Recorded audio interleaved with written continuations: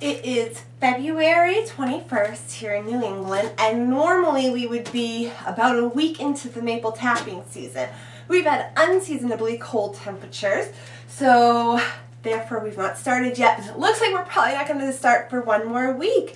I will be doing videos on how to tap and make maple syrup with my dad, but in the meantime I figured I'd do a quick video to show you the supplies you'll need to tap your own trees.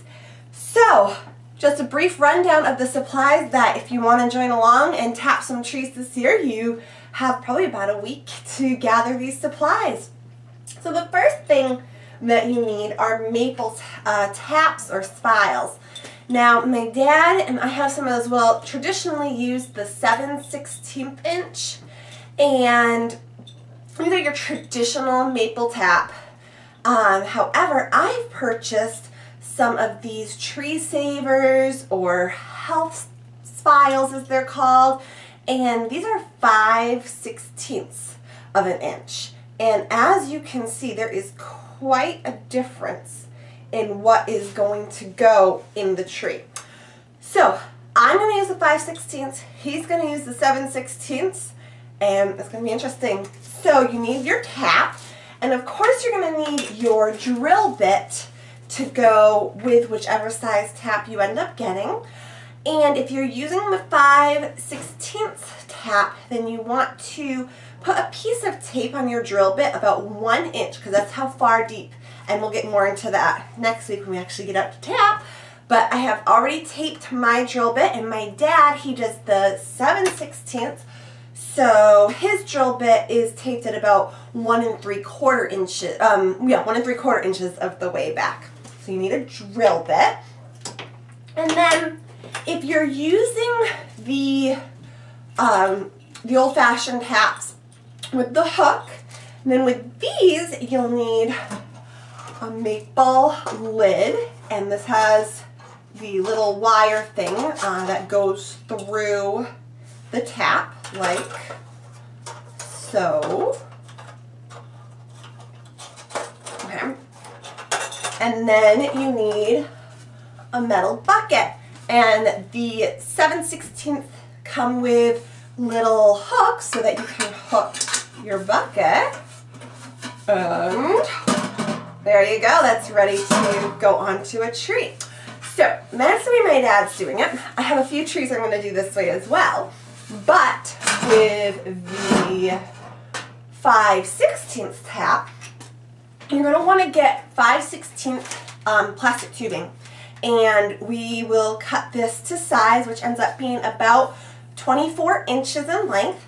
And I'm actually going to include a link for where you can purchase an entire kit. That's the kit I got, which has the kit I got 2 of them. So each kit had 10 of the plastic micro taps, and then the appropriate tubing, so you can have 2 feet of tubing for each tap.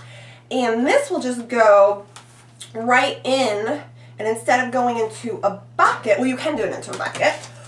I have been saving my water bottles. So I have little water bottles, and these will just go right in the snow.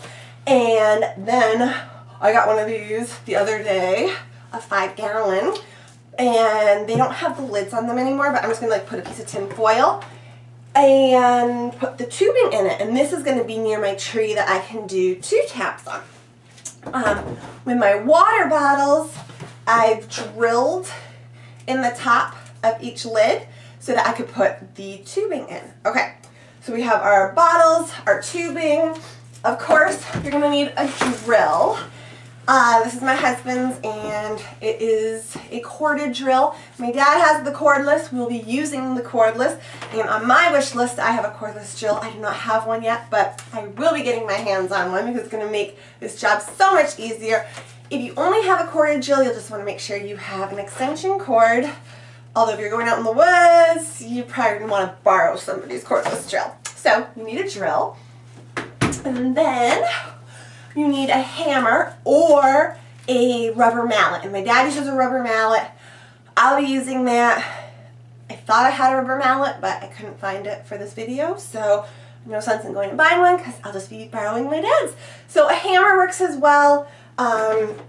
Just a rubber mallet's going to be so much more gentle on your taps, and you really get a feeling, which we'll get into in next week's video, as to when your tap is in the tree with the rubber mallet compared to a hammer.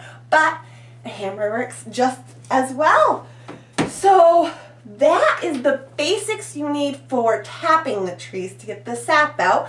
And I'll be sure to include links for where I purchased everything. I did get some stuff local, some stuff online. If I got it online, I'll be sure to include a link as to where you can buy it. So I will be back hopefully next week. Fingers crossed it gets warm enough in the days.